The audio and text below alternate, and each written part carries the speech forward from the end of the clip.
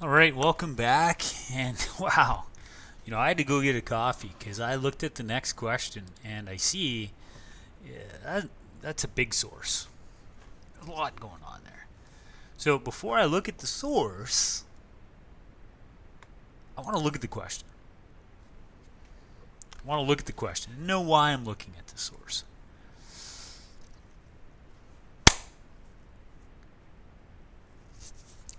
Which statement from the first panel of the illustration, so now I'm only looking at the first panel, I can do that. Which statement from the first panel of the illustration would be viewed by a civil libertarian? Pause.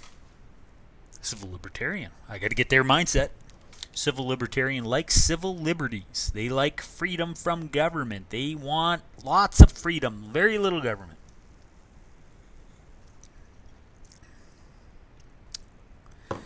Which statement from the first panel of the illustration would be viewed by a civil libertarian as most unacceptable? Unacceptable. So which statement would hurt civil liberties? They had to carry and produce identification papers.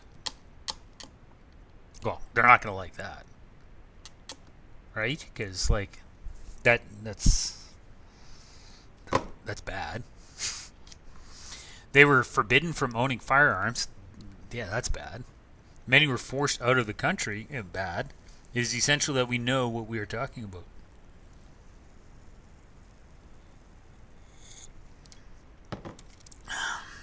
I'm going to have to go to the source.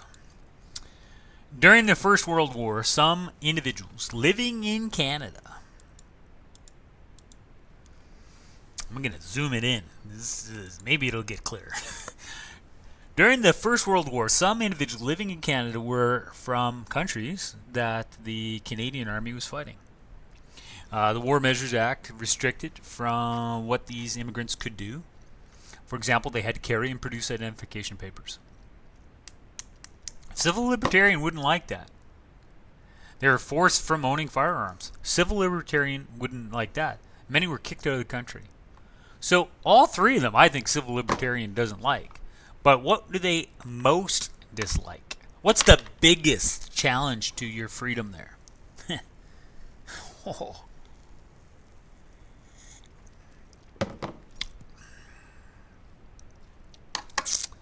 I'd say the least challenging is the identification papers. We have photo ID now, and yes, civil libertarians would be upset by that, right? But it's something we can maybe work with, live with. Firearms, man, that gets me in the Second Amendment.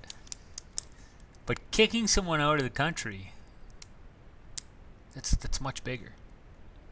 So I'm gonna go C, but I can't explain why it's C over B, to be honest, because there would be people that love the Second Amendment there and say, you know what, I'd rather still have my guns and have to leave the country than to leave the country and not have my guns.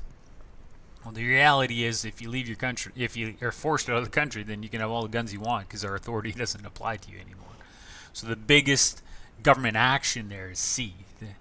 But again, Second Amendment activists would fight me on that.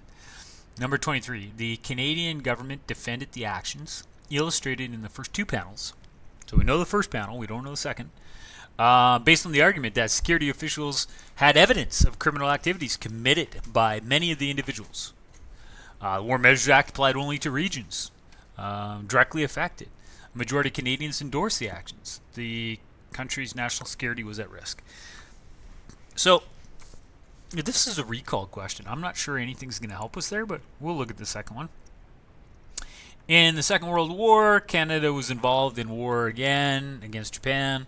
We have the War Measures Act once more. And we take people away from their homes and take their homes. We take their businesses. We confiscate their money and property, put them into internment camps. So, yeah, there's not anything really on the page helping us. So government actions to limit rights during war, World War I, World War II, of groups that are associated with the enemy, right, are based on the argument that security officials had evidence committed. Well, we know because not because of the sources, but because of a deeper dive in history that it's not A, because the RCMP did an investigation into fifth column activities of Japanese Canadians during World War II after the attack on Pearl Harbor, and there wasn't anything to warrant a relocation of Japanese Canadians from the West Coast. It's not A, but there's nothing in the source to help me with that. That's a recall thing that I needed to know that to get past A. The War Measures Act applied only to regions. There's nothing that says in the source that it's only for BC. And once the War Measures Act is passed, as we see in the FLQ crisis in 1970, the mayor of Vancouver will use it to get rid of hippies, and the FLQ not active in Vancouver. So War Measures Act is federal, so it's not B. Majority of Canadians endorse the actions in national referenda. There wasn't a referenda in both. There wasn't a referenda, right? In both cases there. The country's national security was at risk because of the liberties certain individuals enjoyed. So how would they defend their actions? Well, we could be at risk, right? The country's national security could be at risk. The Canadian government defended their action by saying it was at risk, and that's why we need to do this. That makes sense. It's got to be D. All right, number 24. In the final two panels, which of the following issues is raised by the actions of the security forces? To what extent should governments take action to preserve individual collective rights? To what extent should individuals be accountable for their actions during protests? Totally different than A. Should individuals be denied the opportunity to preserve their cultural rights? Should governments impose liberal principles on an unwilling population? So you highlight key things, right? Highlight maybe this part. Should governments be denied the opportunity to preserve their cultural beliefs? Denied that, or individuals, sorry. To what extent should individuals be accountable for their actions during protests? Take action to preserve that. The final two panels, we go back to the final two panels, panel 3 and 4. Maybe zoom out a little bit so we can see both. We got the October crisis and the October crisis.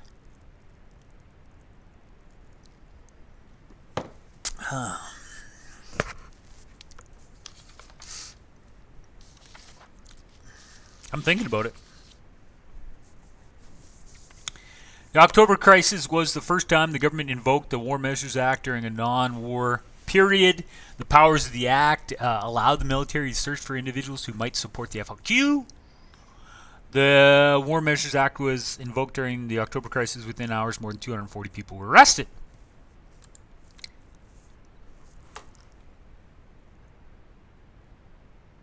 Well, it looks at the unwillingness, right? He doesn't look willing. They don't look willing. Maybe. Should individuals be denied the opportunity to preserve their cultural beliefs? It's not really about culture. To what extent should individuals be accountable for their actions during protests? I don't think he was protesting. To what extent should government take actions to preserve individual and collective rights? The rights of the Francophone Quebecois, the rights of these people to have privacy. His house is being searched without a warrant. He should have freedoms of association or associations that he belongs to or doesn't belong to. So I'm going to go with that one. Considering the events portrayed in the illustration, which of the following statements most accurately describes the nature of government actions? The federal government's methods were supported. Did we see anything about support? Were there numbers that showed how many people like stuff? The federal government's use of security legislation allowed them to limit foreign threats. Did it show like this is how many foreign threats we had, then we did the legislation, this is how many remained? I'm not sure that was the message. Federal government temporarily revoked citizenship. Federal government used existing legislation, the War Measures Act, to temporarily support the need for security over individuals. The need for security over individual rights. So they used the War Measures Act to temporarily say individual rights are secondary to security, and because of that we're taking away freedom of association, the privacy, employment rights, and yes, that's your answer. Which of the following issues faced by liberal democracies does the information in the illustration most directly address? To what extent should governments be held responsible for preventing threats? Okay. Should citizens be permitted to protest against government legislation that infringes? To what extent should governments invoke policies to ensure the common good? Seems to talk about that. Should governments, citizens whose rights be infringed upon be compensated? Well, they weren't really talking about compensation, right? Should citizens be permitted to protest against government legislation? There's a little bit of maybe that implied here, but there's not really any protesting happening here. To what extent should governments be held responsible for preventing threats? To what extent should governments invoke policies to ensure common good security over restricting freedoms? That seems to be the nuance, that in each one, freedoms are being restricted in light of the common need for security. Boom is my answer.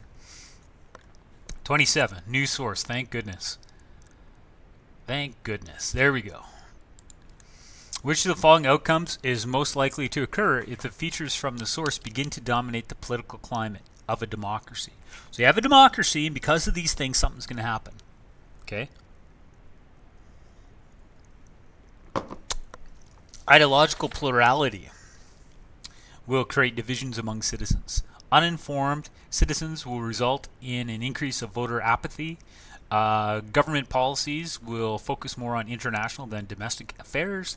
Media will become an important mechanism to inform citizens about government corruption. Demographics and attitudes are changing. Younger voters are becoming more accepting of multiple perspectives on social issues. Okay, we're seeing that in Canada now, right? That, our younger people are becoming more socially liberal and progressive, right? Yeah, and tolerant of plurality and multiplicity and things like that. Foreign threats loomed and are perceived by many as a threat. So maybe there's terrorism looming, or China, Russia, something. Okay. These things don't necessarily coincide all the time. Feature 4, 1, 2, 3, 4. Why are they in that order? Many ordinary people feel powerless to hold on to the world as they know it. So 1 and 4 seem to contradict each other. 3, the government seems to be expanding its reach. So we got some people being more tolerant, some people that don't like change, government's trying to do more to control us, and we got some threats from outside. Yay. If this happens, ideological plurality will create division among citizens. These people are becoming more conservative, these people are becoming more liberal. I could see that. Uninformed citizens will result in increase of apathy.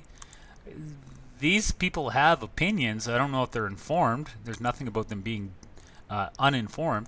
Government policies will focus more on international. This government policies focus more on domestic. This is more international, so that's a wash.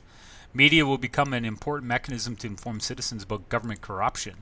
If this is the case, if 3 is the case, then the media might become the lapdog of government. So that's not the case, or that's not an option. So the only one that really fit was going back to the plurality, that these two seem to be pulling society in opposite directions. The details featured in 1 and 3 would most alarm citizens who value something. 1, so social progress and diversity and stuff. 3, the government is becoming more controlling. So somebody that doesn't like big government and somebody who doesn't like a lot of change is conservative. 29, in any political system, features 4 can most often encourage the growth of something. So conservatism, right? You got lots of conservative people. Conservative attitudes, right there. A, attempting to preserve the status quo. They feel powerless to hold on to the world as they know it, so they're attempting to hang on to the little bit that they recognize. A is my answer. Man, those ones are easy. I'm on a roll. Probably time for a break. I'll do 2 more and then take a break and then finish it up. How many are on this test? 30. German Nazi Party propagandists would most likely have responded to the information in this excerpt. New excerpt. Oh my goodness. By sharing it with their soldiers to show weakness in the enemy. Okay. Okay, so if it's like anti the enemy, then maybe, right? Um, could be. Banning it due to its promotion of, well, A and B are different, right? B is plausible if it's like, hey, America number one. A is plausible if it's like, hey, U.S. bad. C, criticizing it for its lack of historical objectivity. D, using it to justify their own racial policies. Well, let's check it out. Was the war being fought to establish that Hitler was wrong in his ideas of white Nordic supremacy over inferior races? Oh, that makes me think D already, but I better read it.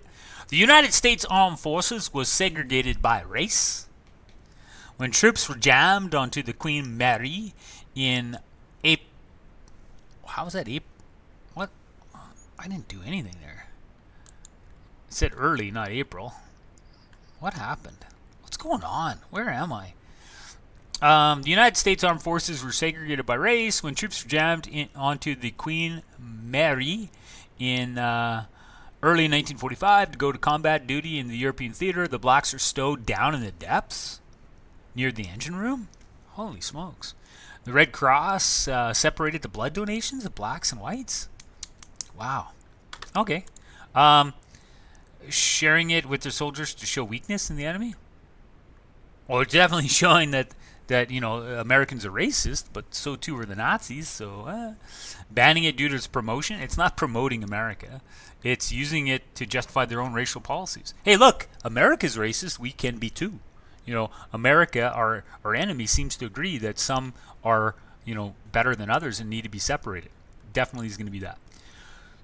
The excerpt would most appropriately serve as evidence in a discussion to the extent to which liberalism is viable in the contemporary world. It's not about the contemporary world, is it? Different political systems can share similar practices. Fascism, fascist Germany, liberal America, both were having these ethnic social inequality practices of segregation. So it's B, right? It's totally. I'm gonna do a couple more just because I'm on a roll. And hey, it's a cartoon. I like cartoons. We got The Shape of Things now. We got Liberated Europe. They've been liberated, but they're starving. Pretty easy cartoon, right? Liberated Europe. They've been liberated. They're starving. On the side, it says the guy that drew it, 1891 to 1969, and the cartoon's from 1945. So we know the year of the cartoon, but we have to figure this out. Cartoon would be most useful as a resource for a report on the post-Second World War decision of the United States to initiate the Marshall Plan. Well, they come to the aid of Europe, liberated Europe. They're starving now. They need the Marshall Plan. I mean, I want to say that's the answer, but I better keep thinking. Allied powers to punish Nazi sympathizers. I don't see any symbols of Nazism. Allied powers to establish the UN. I don't see anything about the UN coming to their aid. Liberated Europe. They're starving. That's economic. Marshall Plan solved it. Yeah, it's not about democracy. It's about economics. So that's why it's going to be Marshall Plan. Well, let's do the next 33 to 35, and then take another break, I guess. Oh my goodness, really? Like, huh? The American working man of the future. A lot going on. Which of the following theorists' ideas is most consistent with the central message? Marx, communist. Smith, capitalist. Owen, socialist. Hobbes, not an economic guy. So if it's promoting capitalism, it's B. If it's not promoting capitalism, it's either A or C. If it's saying we must be violent, then it's A. Going back to the source, is it promoting capitalism? Well, looks like he's got a good life. He's going to get to travel and do these things. Looks like he gets rich by working. So I'm going to say Adam Smith. A supporter of communist ideas would be critical of the central message in frame 5. Frame 5, okay. Because frame 5 implies that the concerns of workers are overlooked. Huh. Seems to be a weirdly connected question. Implies social classes must remain distinct. I'm getting a crink in my neck here. Suggests that workers lack social etiquette. Portrays workers as uneducated. A supporter of communist ideas would be critical. So, do communist people criticize the idea that workers are uneducated? Maybe that they lack social etiquette. Maybe that there could still be social classes. Maybe implies that these are all things that could be. So now we got to look at the page and say, well, what's going on here?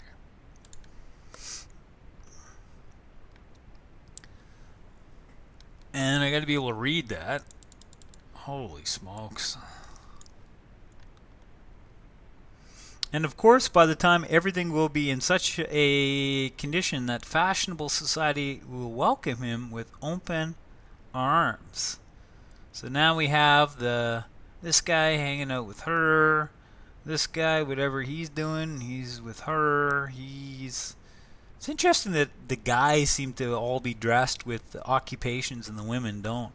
Seems to be a sexist idea that only men have jobs within the cartoon. It talks. Oh man, I could have just gone down here. Frame 5, and of course, by the time everything will be in such a condition that a fashionable society will welcome him with open arms. But it does seem like social classes remain distinct, and you know what? Communism is about getting rid of classes, right? So I'm going to go with C. And the last question for this part, and then I'll finish it up in the next part. Laissez-faire capitalists would likely oppose the objectives of labor agitators because their objectives would increase the level of taxation. Well, they don't want taxes, but labor agitators, people that are protesting for higher wages and stuff, right, interfere with the law of supply and demand. Labor agitators are going to manipulate how much workers get paid. If you go on strike and use force to try to renegotiate salary, then you're really interfering with supply and demand. That should determine wage. You're saying that no, we are going to force a higher wage than maybe a free market would provide because we're withholding a service that somehow we're the only ones capable of doing it. So we're going to shrink the supply down to zero so that in those conditions, with demand still being high and supply now being zero because we're on strike, then the wage has to go up to get that supply to come back up. So it's going to be B. I'm going to stop it there for now.